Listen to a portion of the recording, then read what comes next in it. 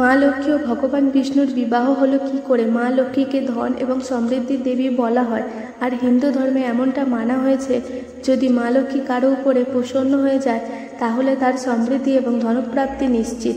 আর এই ধন সম্পত্তির মালিক হওয়ার জন্যই বহু মানুষ মাতাল লক্ষ্মী পুজো করে থাকেন। যাই হোক, এটা তো ছিল মা লক্ষ্মীকে প্রসন্ন করা সম্পর্কে কিছু কথা, কিন্তু আপনারা কি জানেন পৌরাণিক কাহিনী অনুযায়ী অন্যান্য দেবী স্ত্রীদের মতো মা লক্ষ্মীরও স্বয়ংবর সভা হয়েছিল। কিন্তু আপনারা কি জানেন কিভাবে হলো এই স্বয়ংবর? যদি না জেনে থাকেন তাহলে আমাদের এই লেখাটি পুরোটা পড়ুন। আমরা সবাই এটা তো জানি ভগবান বিষ্ণুর অর্ধাঙ্গিনী হলেন মা লক্ষ্মী, কিন্তু ভগবান বিষ্ণু সঙ্গীতার স্বয়ংবর কীভাবে হলো? হিন্দু ধর্মের দেবতা এবং অসুরদের মধ্যে যুদ্ধের অনেক কথা প্রচলিত, কিন্তু সবথেকে বেশি যেই বিষয়টির কথা মানুষ জানে তা হলো সমুদ্র মন্থন। এই সমুদ্র মন্থনের মাধ্যমে মা লক্ষ্মীর উৎপত্তি হয়েছিল। সমুদ্র মন্থন দেবতা এবং অসুররা একসাথে মিলিত হয়ে করেছিল, কিন্তু এই সমুদ্র মন্থনের আগে পর্যন্ত অসুরদের সব সময় দেবতাদের সঙ্গে লড়াই করতেই দেখা গেছে। বিষ্ণু পুরাণ অনুযায়ী রাজা বলির রাজ্যতে দৈত্য, রাক্ষস ও দানব খুবই শক্তিশালী হয়ে যায়, যার কারণ ছিল দৈত্য ও অসুরদের গুরু শুক্লাচার্যের মৃত্যু সঞ্জীবনী বিদ্যা। এই বিদ্যার মাধ্যমে শুক্লাচার্য সকল মৃত অসুরদের জীবিত করে দিতেন। অন্যদিকে ঋষি দুর্বাসার অভিশাপের ফলে দেবরাজ ইন্দ্র শক্তিহীন হয়ে পড়েছিলেন, যার ফলে অসুররাজ বলির ত্রিলোকেই তার আধিপত্য বিস্তার করেছিলেন, যার ফলে ইন্দ্রসহ সকল দেবতা এতে ভয়ে ভীত থাকতেন সব সময়। এমন পরিস্থিতিতে শুধুমাত্র ভগবান বিষ্ণুই বাঁচাতে পারতেন সকলকে, যার ফলে সর্বশেষে সকল দেবতা ব্রহ্মার সঙ্গে ভগবান বিষ্ণুর কাছে এসে উপস্থিত হয়। ভগবান বিষ্ণুর কাছে সকল দেবতা তাদের সমস্যার কথা জানান। তখন ভগবান বিষ্ণু তাদেরকে বললেন, এখন তোমাদের সংকটকাল চলছে, এই রকম সময়ে তোমরা অসুরদের সঙ্গে মিত্রতাপূর্ণ ভাব বজায় রাখো এবং ক্ষীরসাগর থেকে অমৃত জল বের করে তা পান করো। মনে রাখবে, অসুরদের সহায়তা ছাড়া এই কার্যটি সম্পন্ন হবে না। এই কাজটির জন্য অসুরদের সব কথা মেনে নাও এবং সব শেষে তাদের সহায়তার মাধ্যমে অমৃত জল বার করে তা পান করো। ভগবান বিষ্ণুর থেকে এই কথা শোনার পর দেবতারা অসুরদের কাছে গেলেন এবং তাদের কাছে মিত্রতা করার প্রস্তাব রাখলেন। অসুররা তা মেনে নিল। এরপর শুরু হলো সমুদ্র মন্থন। সমুদ্র মন্থনের সময় 14টি আলাদা আলাদা রত্ন বের হয়েছিল, যার মধ্যে অষ্টম রত্ন মহালক্ষ্মী স্বয়ং নিজেই ছিলেন। যখন মা লক্ষ্মী সমুদ্র মন্থনের ফলে বেরিয়ে এলেন, তখন দেবতা এবং অসুরেরা তার সৌন্দর্য দেখে তার উপর মোহিত হয়ে গেলেন।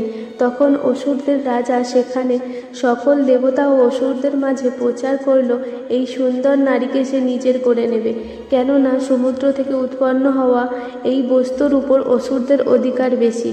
এই শুনে দেবতারা বললেন, মা লক্ষ্মী একজন দেবী এবং দেবী সবসময় দেবতাদের সঙ্গেই থাকবে।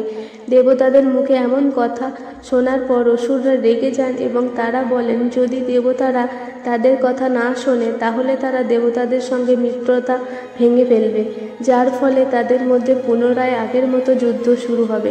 এই শুনে দেবরাজ ইন্দ্র বললেন, দেবতারা অসুরদের সঙ্গে যুদ্ধ করতে চান না, কিন্তু যদি অসুররা এটাই চায় তাহলে তারাও যুদ্ধ করার জন্য তৈরি।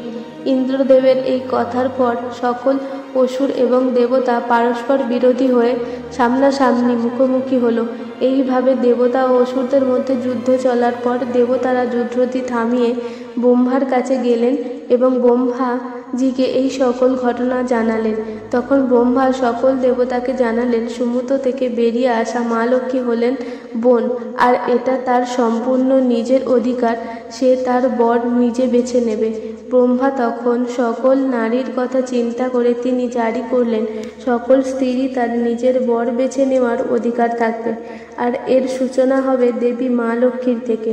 সাগরপুত্রী যাকে চায় তাকে নিজের বর বেছে নিতে পারবে।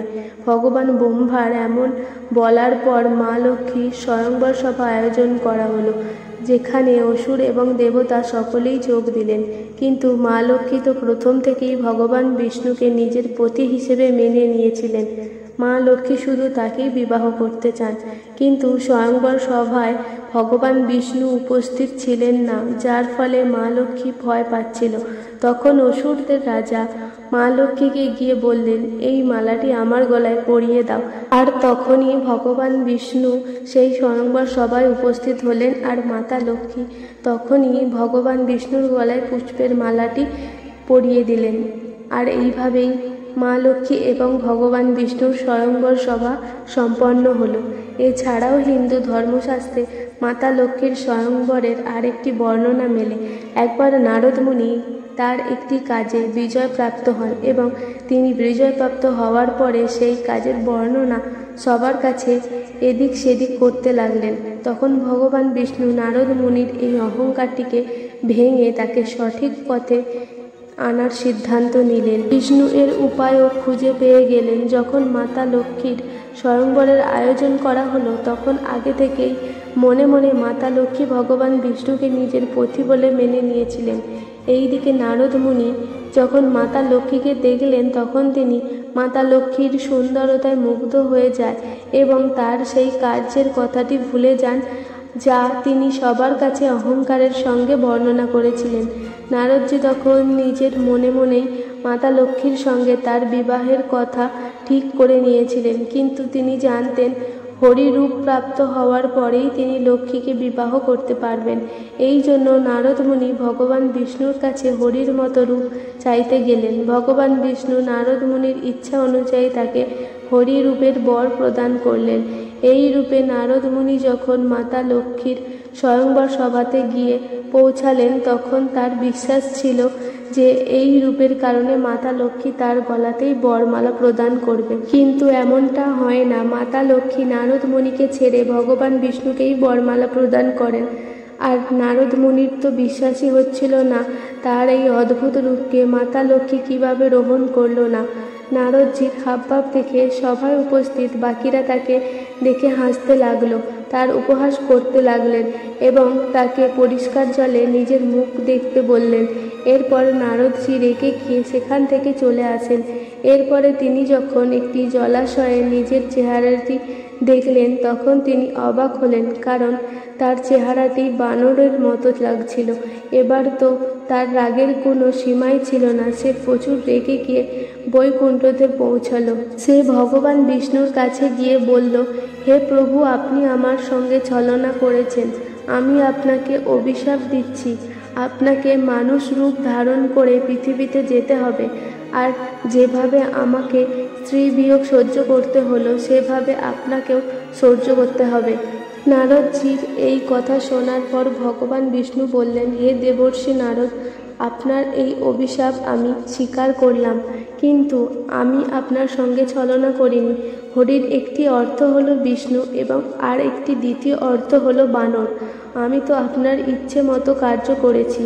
প্রভুর এই কথা শোনার পর নারদজি নিজের ভুলের উপর পশ্চাত্তাপ হলো এবং তার সেই অহংকার চূরচূর হলো। তার নেত্র দিয়ে অশ্রুধারা বইতে লাগলো।